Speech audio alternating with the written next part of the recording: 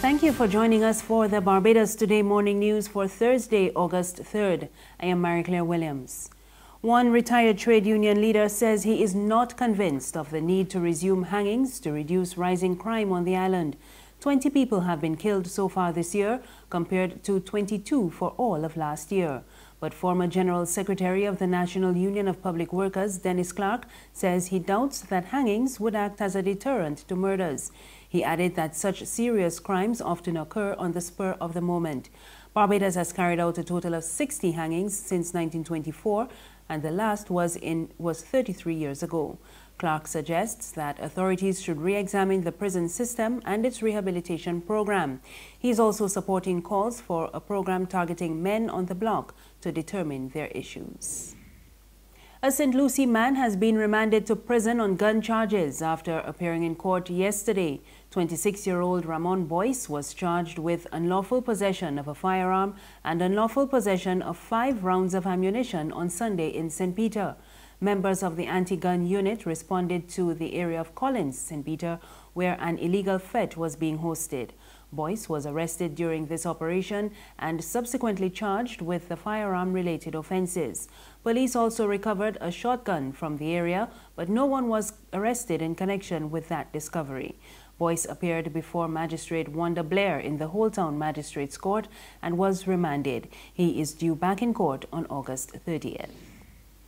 In other news this morning, Independent Senator John Watson wants government to focus on reducing the island's $500 million food import bill as government presses ahead with its plans for offshore oil exploration.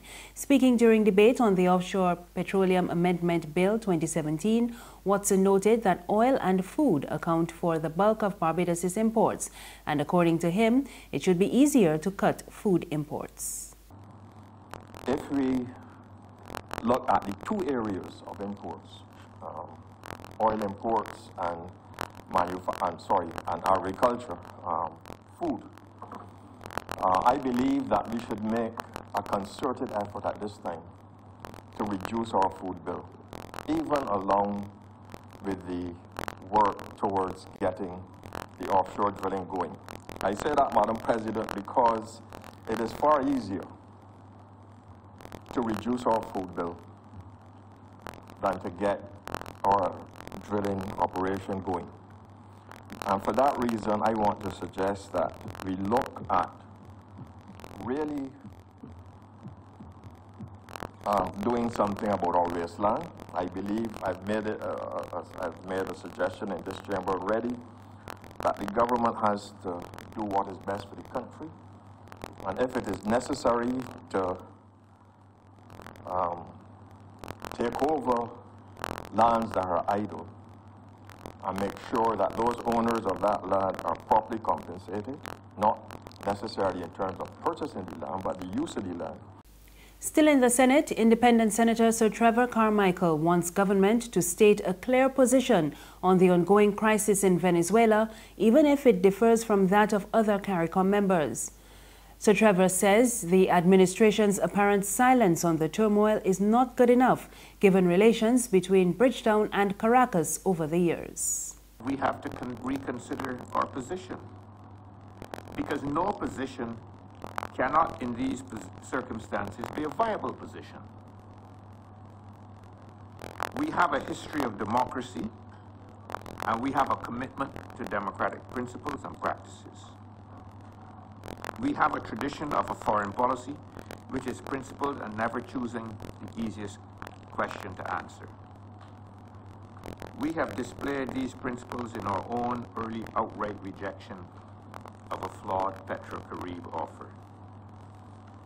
We have a treaty relationship at 2 levels, which has both promoted and protected investments through the use of Barbados businesses, Barbados business corporations, among other things.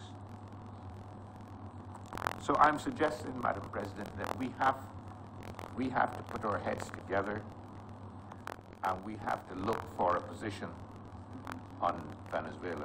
If necessary, I suggest we even have to put together a small think tank. There's regional and international news after this short break. Good morning, Phillips & Company may help. Oh, certainly. One moment, please. Miss Phillips? Yeah? There's a lady on the line from the Nation newspaper who would like to speak with you. The Nation? Will she go on? Well, they're trying to sell us some ads. Look, don't make me laugh this morning. Ads in the Nation? They're real expensive, and for one here, nobody ain't buying them papers no more. Nobody ain't want to steal news. I hear reading Barbados Today online for free. So I tell she thanks for calling, but no thanks. We just advertising Barbados Today, families. Tell she is Barbados Today all the way. Okay, I'll pass on the message.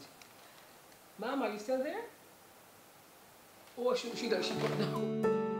The Barbados Today, news you can trust. Thank you for staying with us. We're back with news from the region, and we go to the Bahamas, where the former Labour Minister Shane Gibson has been taken into police custody for questioning. He's the latest member of the former administration to be arrested since the anti-corruption unit was established. He was tasked with leading the recovery and restoration following the passage of Hurricane Matthew last year. Gibson also had oversight for the National Insurance Board. His attorney, Anthony McKinney, spoke with ZNS Network News about his client's detention yesterday. As we speak, there are no charges, as that aspect of it has yet to be dealt with. We don't know if any charges will flow or not. The second part, yes, he was invited to come down to CDU this morning at 9:30, and we did go down as requested. He has been interviewed. The interview, as we speak, is now completed, and whatever happens next is entirely within the province of the police department. And finally, the United States has banned travel to North Korea from September 1st, and Washington has advised all Americans in the country to leave before that date. The U.S. State Department says journalists and humanitarian workers may apply for exceptions to the ban. The U.S. government said last month it would bar Americans from traveling to Pyongyang due to the risk of long-term detention there.